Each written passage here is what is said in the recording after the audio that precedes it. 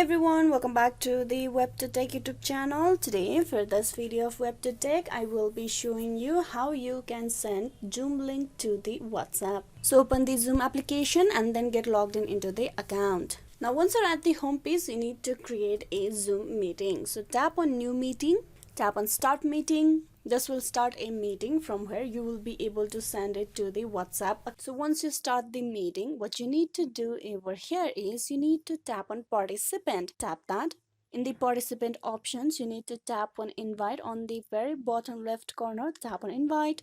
From the options below, you need to scroll down and look for copy invite link. You tap that. With this, you will be copying the Zoom link of yours and you will be able to send it on WhatsApp. Now you open the WhatsApp application. Now from the contact or from the Zoom conversation, you select the person to whom you want to send this link. Now all you need to do is you need to paste that link over here. Tap on paste and then tap on send.